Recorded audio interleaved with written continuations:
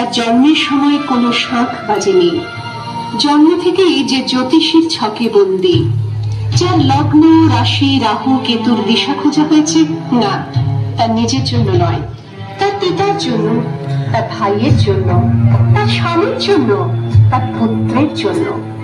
কিন্তু যার গর্ভ থেকে আমার জন্ম, সেই মায়ের কথা বলেনি কেউ।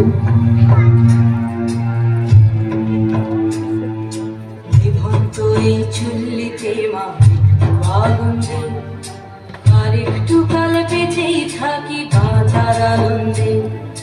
বিভক্ত এই চুল্লিতে মা আনন্দে, আর একটু কাল বেঁচেই থাকি বাঁচার আনন্দে। নটন নটন পায়রা গুলি খাঁচাতে বন্দি, দু এক মুঠো ভাত পেলে তা ওড়াতে বন্দি। আমি সেই মেয়েটি যে গত কোনো শতাব্দীতে 5 বছর বয়সে মালা দিয়েছে গঙ্গা যাত্রীর গলায়, কুলীন ব্রাহ্মণের 365তম স্ত্রীর অন্যতমা হয়ে স্বামীর গর্ভে হয়েছি গর্ভিণী। সন্তানের পর সন্তান জন্ম দিতে দিতে যন্ত্রণায় মুখ তুবড়ে পড়েছি সতীকাগারে, জ্বলে পুড়ে মরেছি সতীদারে। বিভক্ত এই চুল্লি তবে একটু আগুন দে, হাড়ের শিরায় শিখার মতন মরার আনন্দে।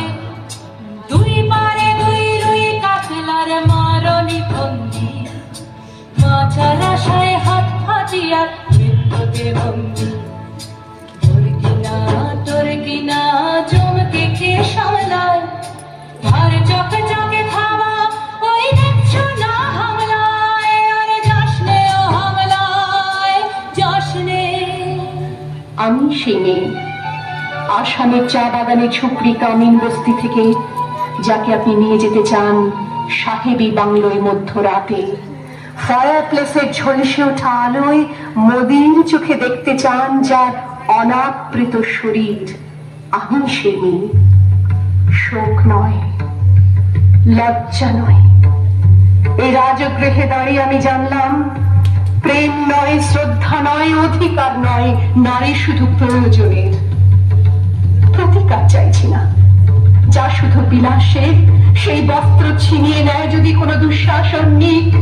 আমি কাঁদছি না, চারপাশে ভাসানের দিনায় পশুদের উদ্যান নাচের ভঙ্গি আমি দেখছি না।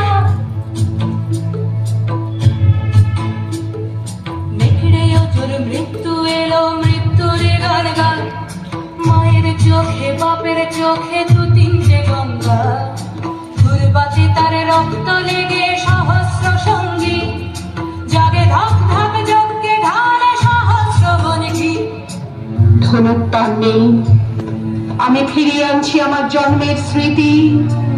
যজ্ঞের আগুন, দ্রৌপদী নই, নই পাঞ্চালী, নই ভরত কুলবধূ। আমি কৃষ্ণা, যজ্ঞাগ্নি সম্ভূতা, শুধু নারী এক। বিভক্ত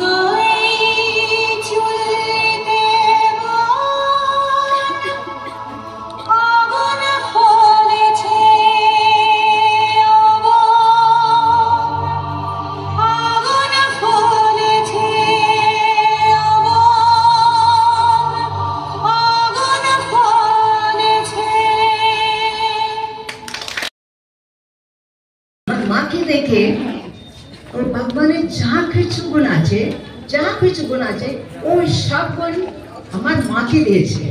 আমি ওরকম ভাবতাম, কিন্তু যখন আমি বড় হলাম তখন আমার মনে পড়লো, শুধু আমার মাকে নয়, সব মাদেরকে, সব নারীদেরকে ও সব কিছু গুণ দিয়েছে। সব কিছু গুণ, যেরকম গুণ আছে, যেমন ভালোবাসা, সাহস, দয়া, সহনশীলতা, সহানুভূতি, শ্রদ্ধা, মায়া মমতা, ক্ষমতা, কোমলতা, নম্রতা, আর কিছু যা কিছু আছে সব কিছু তোমার ভিতরে আছে।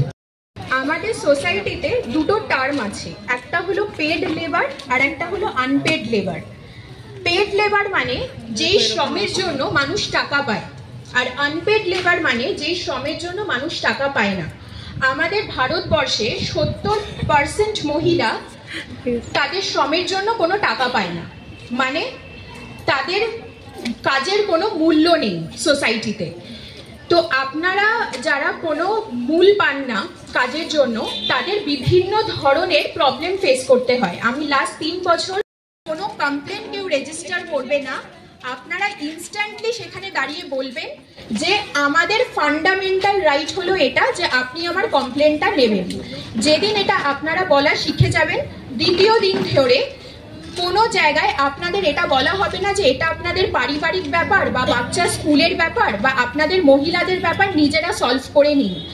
আমাদের আইন এই কারণেই আছে যাতে আমরা সেটা ইউজ করে নিজেরা সেফ থাকতে পারি, যাতে আমাদের বাইরে সেটা মিটিয়ে না নিতে হয়।